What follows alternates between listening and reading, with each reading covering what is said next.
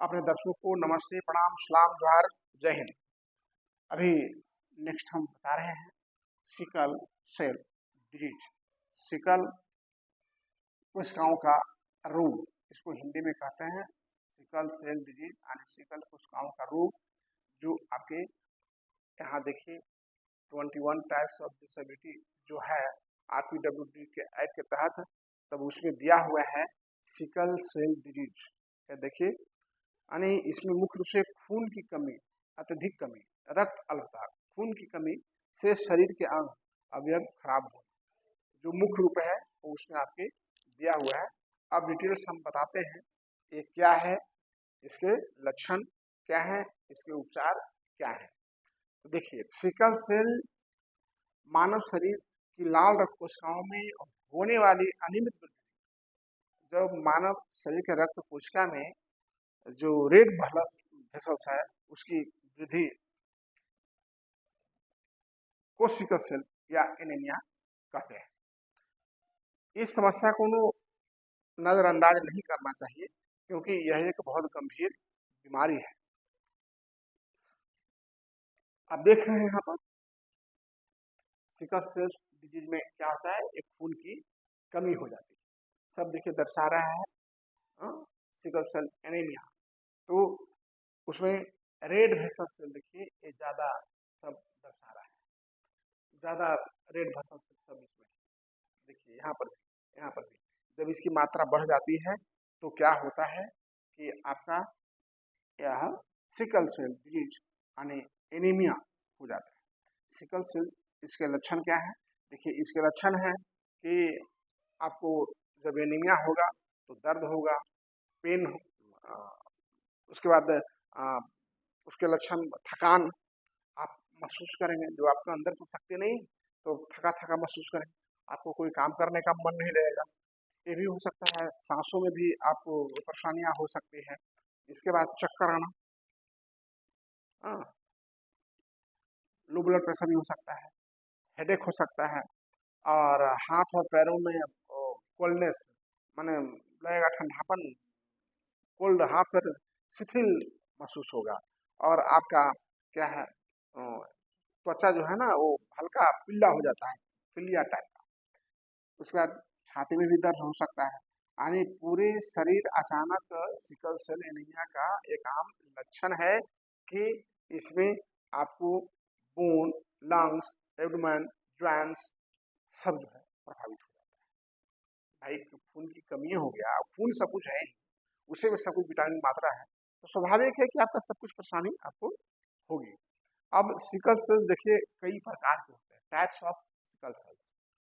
तो इसके sickle sales anaemia हो गया, इसके एनीमिया रोग होता है, खून की कमी। और sickle cell haemoglobin C disease होता है, सिकल बीटा प्लस थैलेसीमिया होता है, सिकल हेमोग्लोबिन बीटा डी रोग होता है, और सिकल हेमोग्लोबिन ओ रोग होता है। अब सिकल सेल एनीमिया क्या है इसके बारे में जानिए। तो सिकल सेल एनीमिया जब एक बच्चे को प्रत्येक माता पिता से एक प्रतापित बीच ग्लोबिन जीन्स यानी सिकल सेल विरासत में मिलता है।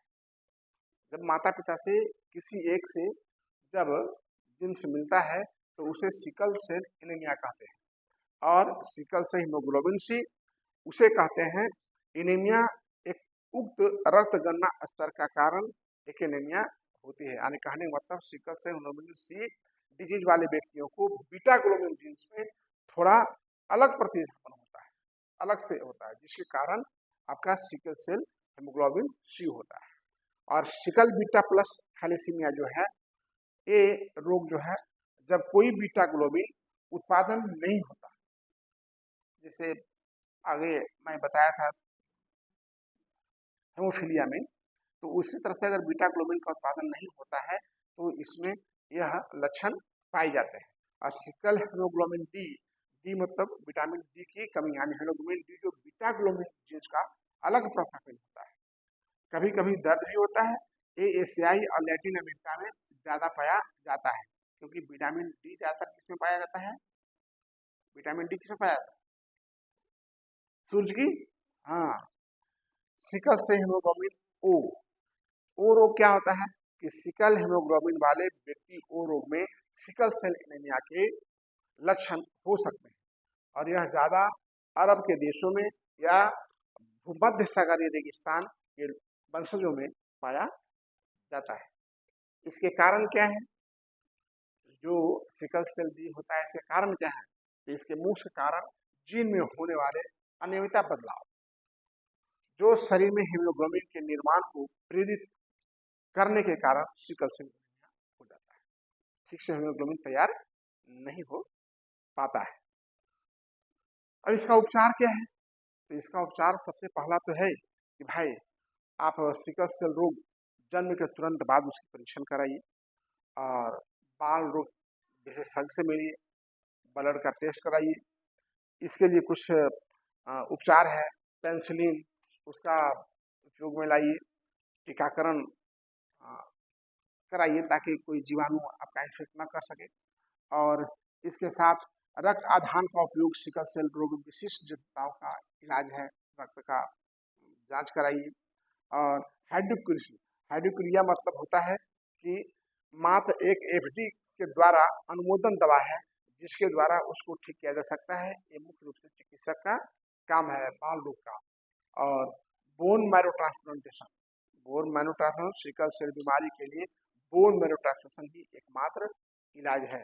अन्य चिकित्सक से तुरंत संपर्क करें ताकि आप इसको बढ़ने से आप रोक सकते हैं। तो मैंने आज सिकल सेल क्या है, इसके होने के मुख्य कारण क्या है, कितने प्रकार के होते हैं और उपचार क्या है, इसके बारे में बताया। तब तक के लिए जय हिंद।